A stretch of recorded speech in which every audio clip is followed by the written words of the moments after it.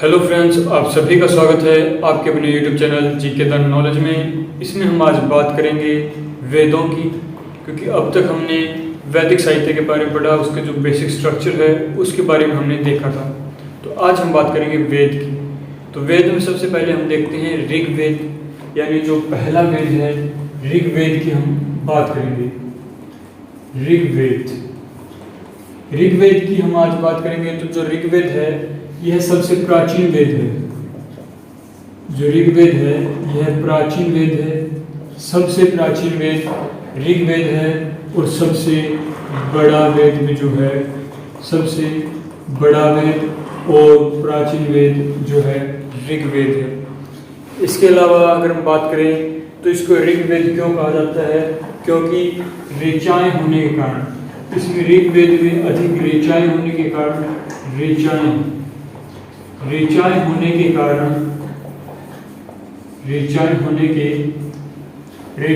के कारण इसको ऋग्वेद की संज्ञा दी गई है। इसके अंदर हम बात करें कितने अध्याय हैं या फिर कितने मंत्र हैं, कितने श्लोक हैं, उनके अगर हम बात करें तो कितने हैं।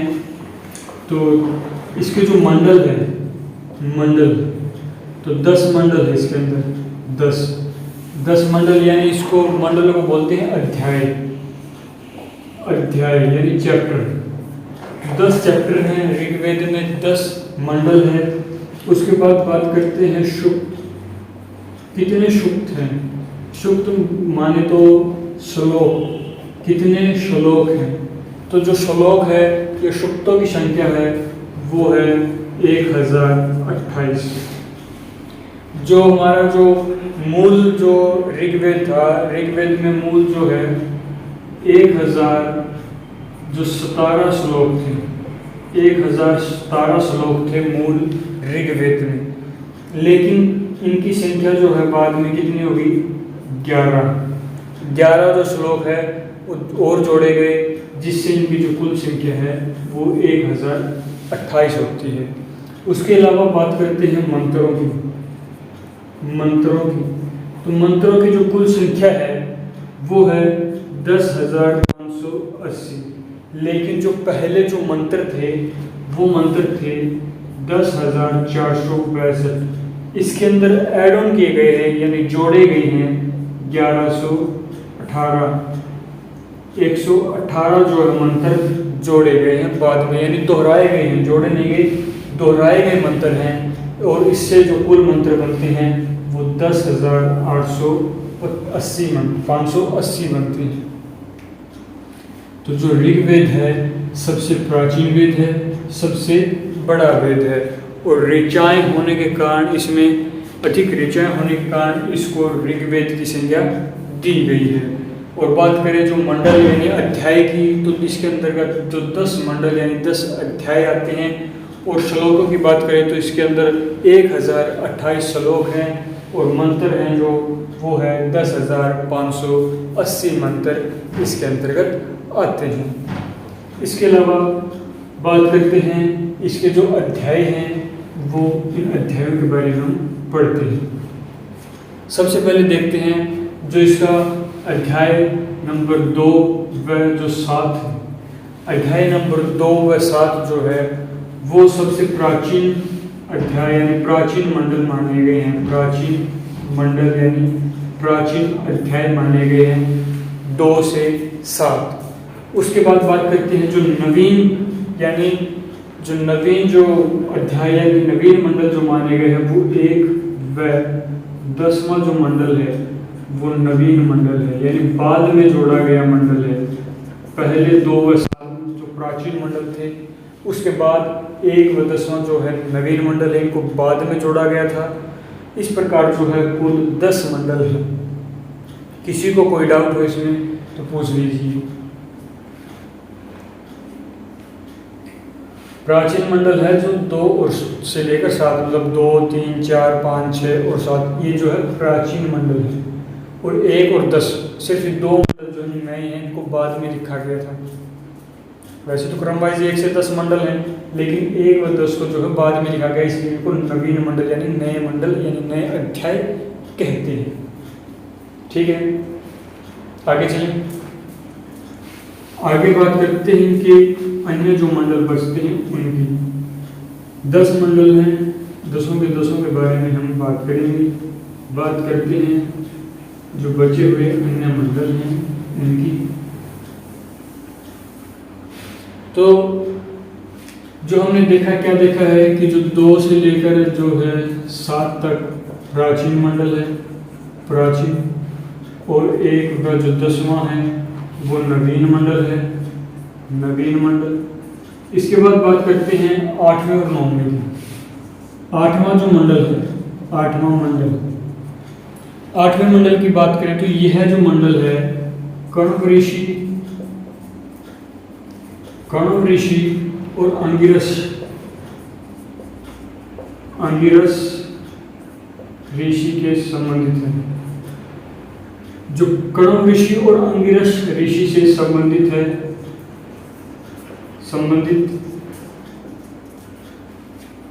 कौन सा 8वां मंडल? 8वां मंडल संबंधित है किससे? कण्व ऋषि और अंगिरस से, यानी उनकी जो वार्तालाप है या उनके संवाद है वो 8वें मंडल यानी 8वें अध्याय में शामिल किए गए हैं। उसके बाद बात करते हैं 9वें मंडल की। 9वें मंडल, जो 9वां मंडल है वो उसको सोम मंडल भी कहते हैं, सोम मंडल। अब सोम मंडल क्यों कहते हैं? क्योंकि ये सोमदेव से संबंधित है। सोमदेव यानी ये सूर्य को समर्पित है, ये सूर्य से है संबंधित, यानी सोमदेव से संबंधित है। यानी इसमें सूर्य की जो प्रार्थना की गई है, सूर्य के प्रति जो किया गया है, जो कुछ भी जो बातें इसमें लिखी है सूर्य से संबंधित, वो सब क्या है 9वें मंडल में उसका वर्णन हमें मिलता है। कि अब तक हमने देखा 2 मंडलों के बारे में, 8वां और 9वां। 8वें में हमने देखा कण्व ऋषि और अंगिरस ऋषि से संबंधित वाद विवाद या उनके संवाद, उनसे संबंधित जो भी बातें हैं वो हमें 8वें मंडल में मिलती है। उसके बाद बात आती है 9वें मंडल की। 9वां मंडल को हम क्या कहते हैं? जो दूसरा नाम देते हैं वो सोम मंडल है। सोम मंडल क्यों है? क्योंकि सोमदेव से संबंधित है। ये जो 9वां मंडल है सोमदेव से संबंधित है। उसकी जो प्रथाएं हैं, उसकी जो हम पूजाएं की हैं या उससे संबंधित जो मंत्र हैं वो सभी किस में आते हैं? 9वें मंडल में आते हैं।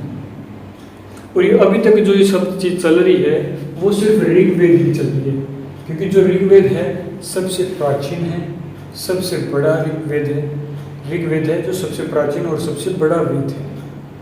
तो इसके अंतर्गत हम बात कर रहे हैं ऋग्वेद की। अभी तक हमने देखा 2 से 7 तक मंडल देख लिए जो प्राचीन है, 1 व 10वां देख लिया जो नवीन है, 8वां और 9वां देख लिया। बचता है 3रा मंडल। जो 3रा मंडल है, 3रा मंडल में जो हमारा गायत्री मंत्र है वो है गायत्री मंत्र। गायत्री मंत्र जो है वो 3रे मंडल से लिया गया। जो हम गायत्री मंत्र है ओम भूर्भुवः स्वः तत्सवितुर्वरेण्यं भर्गो देवस्य धीमहि धियो यो न प्रचोदयात्, जो ये गायत्री मंत्र है ये हमने कहाँ से लिया है? ऋग्वेद से। और ऋग्वेद से कहाँ से? ऋग्वेद के 3रे मंडल से हमने क्या लिया है? गायत्री मंत्र। और गायत्री मंत्र की जो रचयिता है वो कौन है? विश्वामित्र। विश्वामित्र जो हैं गायत्री मंत्र के रचयिता है। और जो विश्वामित्र हैं इन्होंने ये जो गायत्री मंत्र लिखा है ये लिखा है सूर्य की पत्नी सावित्री को। सूर्य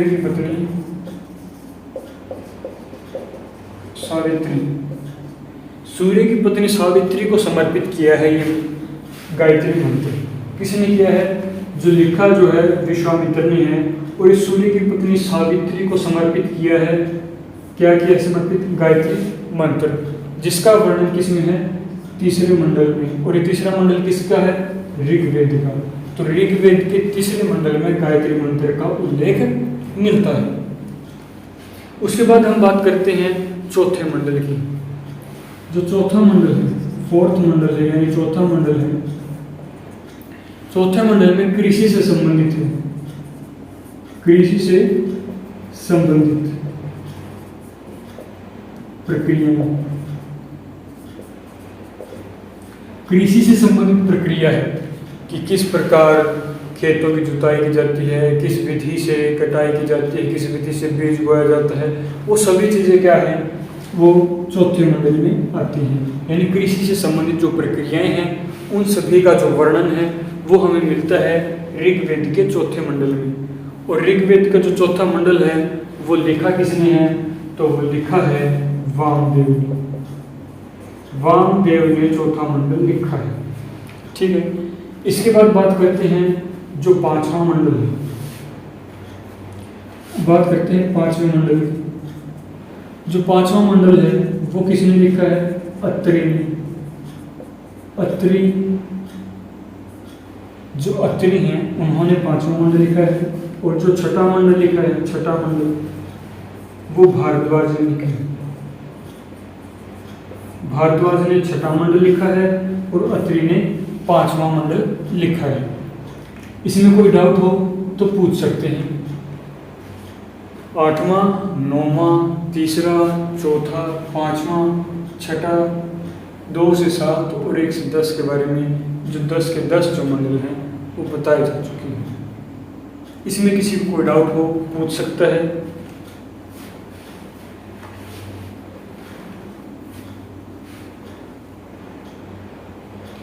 आगे चलते हैं, हम बात करेंगे इसमें खास जो मंडल है जिसका वर्णन हर बार एग्जाम में किया जाता है, वो है 7वां मंडल।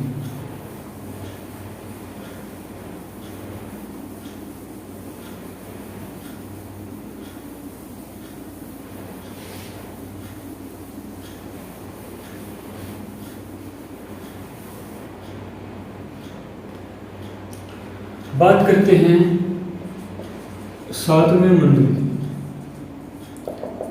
7वें मंडल में क्या है कि जो दशराज का युद्ध है, दशराज युद्ध, उसका वर्णन मिलता है।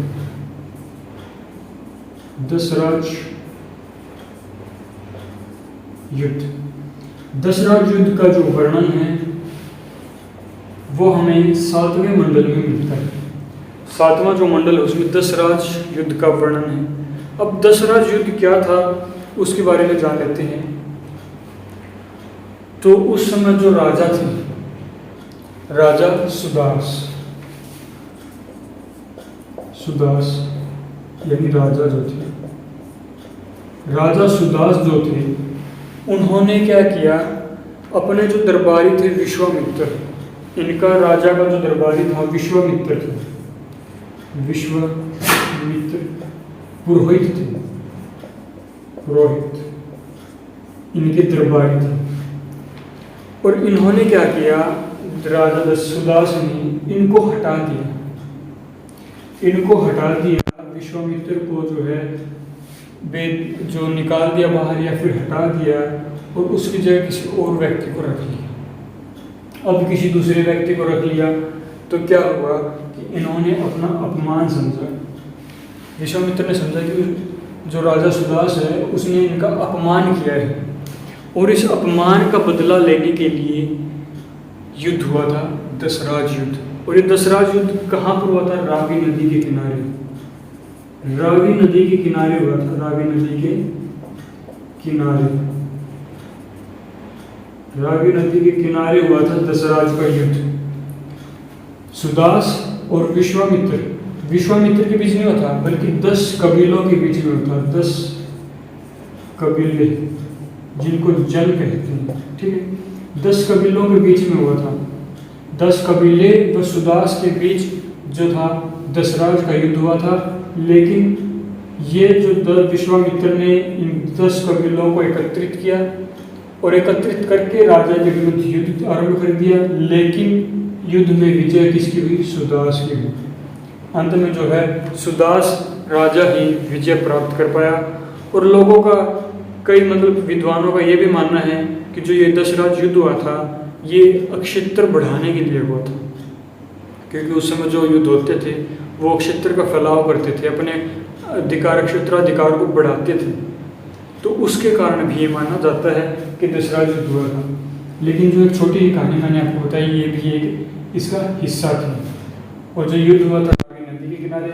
लेकिन इसमें ऐसा कुछ याद करने की जरूरत नहीं है, सिर्फ याद रखना कि जो 7वें मंडल में 10 राज युद्ध का वर्णन मिलता है, और 10 राज युद्ध जो हुआ था वो रावी नदी के किनारे हुआ था। ये 2 बातें आपको याद रखनी चाहिए, ठीक है। उसके बाद बात करते हैं 10वें मंडल की। 10वें मंडल की अगर हम बात करें तो 10वें मंडल में हमें क्या मिलता है कि ये 10वां मंडल जो पुरुषुप्त है,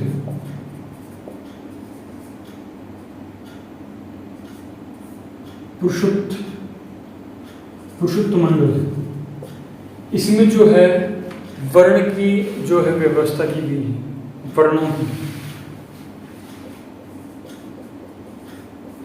वर्णों से संबंधित है।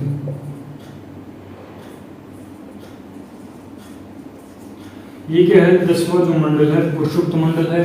इसमें वर्णों से संबंधित बताया गया है कि जो वर्णों से संबंधित क्या है कि जो वर्ण व्यवस्था थी वो कर्म के आधार पर थी। जो हमारी वर्ण व्यवस्था थी, क्या बताया गया कि जो वर्ण व्यवस्था थी वो कर्म के आधार पर थी। कर्म के आधार पर जो थी वर्ण व्यवस्था थी। एक और बताया जाता है पुरुषोक्त मंडल में कि जो ब्रह्मा का जो मुख था, यानी मुख से जो है ब्राह्मण निकले थे। एक कहानी बताई जाती है कि जो ब्रह्मा के मुख से जो थे वो क्या थे, ब्राह्मण निकले। जो है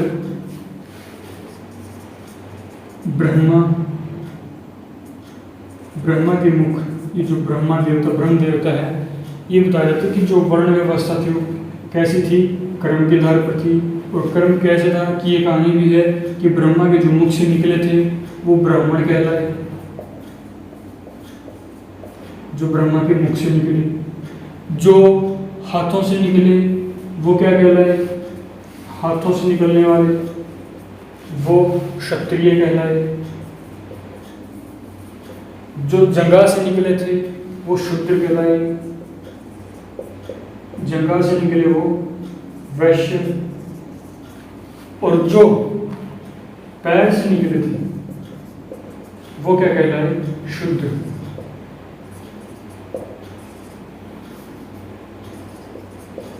शूद्र ये भी एक वर्ण व्यवस्था मानी जाती है कि ब्राह्मण जो ब्रह्मा के मुख से निकले, जो बाजुओं से निकले वो क्षत्रिय, जो जंघा से निकले वो वैश्य, और जो पैर से निकले वो शूद्र कहलाए। और इसी के आधार पर जो है वर्ण व्यवस्था बनाई गई थी, जो कर्म के आधार पर थी। ब्राह्मण जो जिनको ज्ञान होता था, क्षत्रिय जो युद्ध जो करते थे, जो लड़ते थे, रक्षा करते थे, वैश्य अब बताइए शूद्र जो निम्न जाति के लोग थे जिनको अपमान सहना पड़ता था। लेकिन आज भी ऐसी प्रथाएं कई क्षेत्रों पर चलती आ रही है, इसको भूल जाइए। तो इसमें जो क्या है 10वां जो मंडल था पुरुषोक्त मंडल था, ठीक है। उसके बाद बात करते हैं जो हमारे अन्य जो इसके जो ऋग्वेद है, ऋग्वेद में हम 25 नदियों के बारे में जानेंगे। 25 नदियों का वर्णन जो हमें मिलता है ऋग्वेद में मिलता है 25 नदियों का। और जो पूरा वैदिक साहित्य है हमारा, वैदिक साहित्य जो पूरा है कंप्लीट जो वैदिक साहित्य है उसमें हम 33 नदियों के बारे में पढ़ेंगे। 33 नदियों के बारे में। जो ऋग्वेद है उसमें 25 नदियों का वर्णन मिलता है, लेकिन जो पूरा वैदिक साहित्य है जिसमें हम वेद, वेदांत, उपवेद, ब्राह्मण ग्रंथ इन सब के बारे में पढ़ेंगे, जिसमें 33 नदियों का उल्लेख हमें मिलता है। इसके बाद बात करते हैं जो सबसे अधिक बार नदी का प्रयोग किया गया है। एक बार इसको रब कर लेते हैं। किसी को कोई डाउट पूछ लेना भी, और साथ के साथ नोट बनाते रहना।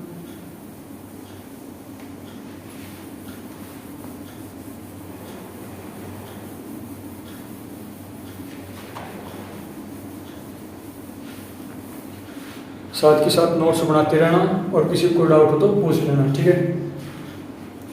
अब बात करते हैं नदियों की। बात कर रहे थे कि जो 25 नदियाँ इस वेद में हम पढ़ने को मिलेगी, और साथ के साथ जो 33 नदियाँ हैं वो पूरे वैदिक साहित्य में हम जानेंगे। तो इसमें जो नदियों की बात चल रही थी, तो जो सबसे पुरानी नदी का जो वर्णन होता है वो सिंधु नदी है। सिंधु नदी सबसे प्राचीन नदी मानी गई है। पुरानी या फिर कह सकते हैं प्राचीन नदी मानी गई है। ठीक है, उसके बाद बात करते हैं सबसे पवित्र नदी कौन सी मानी गई है। ऋग्वेद में जो सबसे पवित्र नदी है वो सरस्वती, सरस्वती जो नदी है पवित्र नदी मानी गई है। पवित्र नदी सरस्वती नदी मानी गई है और पुरानी यानी प्राचीन नदी जो है सिंधु नदी मानी गई है। इसके अलावा अंतिम जो नदी मानी है, अंतिम नदी वो है गोमती। जो अंतिम नदी का वर्णन हुआ है, अंत में जिस नदी का वर्णन हुआ है वो कौन सी है? गोमती नदी है। गोमती नदी जो अंतिम वर्णित नदी है जिसका उल्लेख ऋग्वेद में किया गया है वो गोमती है। पवित्र नदी की अगर हम बात करें तो पवित्र नदी कौन सी मानी गई है? सरस्वती नदी का मानी गई है। पुरानी नदी जो है सिंधु नदी। और ये तीनों की तीनों इंपॉर्टेंट है, हर बार एग्जाम में पूछे जाते हैं। ठीक है, इसके बाद बात करें कि कौन सा जो कितने शब्द हैं जिनका उल्लेख ऋग्वेद में किया गया है उनकी संख्या कितनी है। कि जैसे मैंने बताया था कि जो वेदों में जो है आर्य शब्द का जो 36 बार प्रयोग हुआ, 36 बार इस शब्द का प्रयोग हुआ आर्य शब्द का, तो उसी प्रकार कितने शब्द हैं जिनका प्रयोग हुआ है, कितने बार हुआ है। तो यहाँ पर लिख देते हैं शब्द और यहाँ पर लिख देते हैं उनका जो है कितनी बार लिख देते हैं। तो जो शब्द है, शब्दों का कितनी बार उल्लेख हुआ है, उल्लेख कितनी बार उल्लेख। तो शब्द अगर हम उठाते हैं सबसे पहले पिता, तो पिता शब्द का उल्लेख जो हुआ है वो 335 बार हुआ है।